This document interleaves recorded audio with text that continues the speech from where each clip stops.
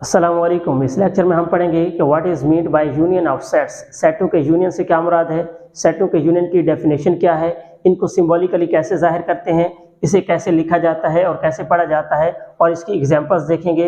We try to study all about the union of sets. चलिए start करते हैं इसकी डेफिनेशन से।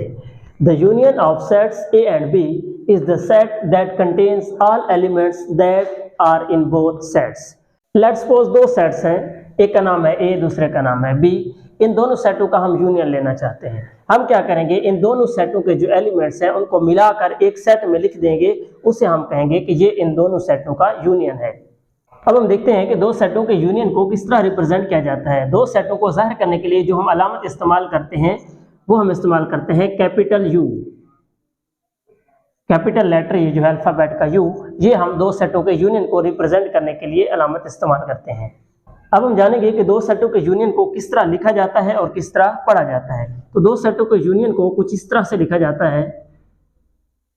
हमने दो सेट लिए थे ए एंड बी, उनके दरमियान में यूनियन के सिंबल डाल ली, तो इस तरह हम दो सेटों के यूनियन को लिखते हैं। जबकि इसे पढ़ते कैसे हैं, ए यूनियन बी,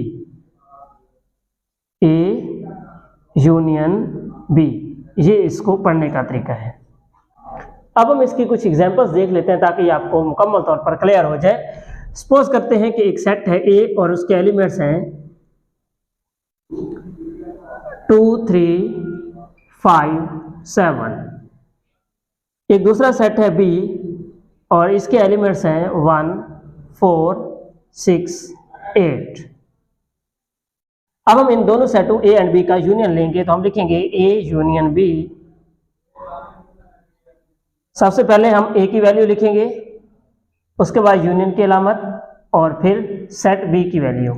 सेट ए के कौन कौन से एलिमेंट्स हैं, 2, 3, 5, 7, जबकि सेट बी के एलिमेंट्स क्या है, 1, 4, 6, 8। तो अब हमने इनका यूनियन लेना है। यूनियन मतलब इत्तेफाक में इनको इकट्ठा करके रखना है।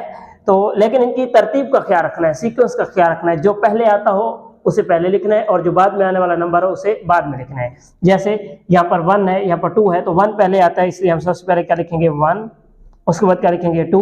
इनके तमाम एलिमेंट्स लिख देंगे सीक्वेंस के साथ, 1, 2, उसके बाद क्या लिखेंगे 3, उसके बाद यह रहा 4, 5, 6, 7, 8,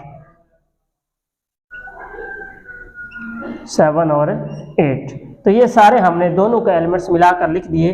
तो ये जो सेट है, ये सेट इन दोनों सेटों का यूनियन कहलाता है।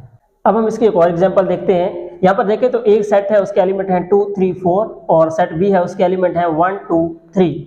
तो इसमें आप देख रहे होंगे कि एलिमेंट्स मैच कर रहे हैं, सेम एलिमेंट्स आ रहे हैं। 2 इधर भी है, इधर भी है, 3 इधर भी है और इधर भी है। तो इनका हम यूनियन कैसे लेंगे, अब हम ये जानेंगे। हम लिखेंगे ए यूनियन बी। उसी तरह सेट ए के एलिमेंट्स लिखेंगे, फिर यूनियन की अलामत और फिर सेट बी के एलिमेंट्स लिखेंगे। सेट ए के एलिमेंट्स क्या हैं, 2, 3, 4 और बी के क्या हैं 1, 2 एंड 3। अच्छा, तो इस तरह के सेट्स का हम यूनियन कैसे लेंगे। हम इस सेट के भी एलिमेंट लिखेंगे, इसके भी लिखेंगे, सीक्वेंस के साथ भी लिखेंगे। लेकिन एक बात का खास ख्याल रखना है कि जो एलिमेंट रिपीट हो रहा, मतलब इधर भी हो और इधर भी हो, उसे 2 बार नहीं लिखना बल्कि एक बार लिखना है। क्योंकि अगर कोई एलिमेंट 2 बार एक ही सेट में आ जाए तो वो सेट ही नहीं रहता, क्योंकि सेट में डिफरेंट थिंग्स होनी चाहिए, डिफरेंट एलिमेंट्स होने चाहिए।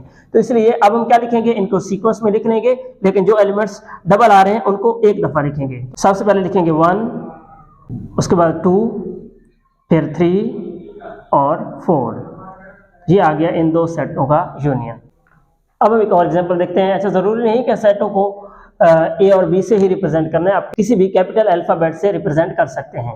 तो अब हमारे पास दो सेट हैं। एक सेट है सी, उसकी वैल्यू है 5, उसका कोई एलिमेंट नहीं है। जबकि एक डी है, उसके ये एलिमेंट है ए, ई, आई, ओ, यू। अब इन दोनों सेटों का हम लेंगे यूनियन, सी यूनियन डी।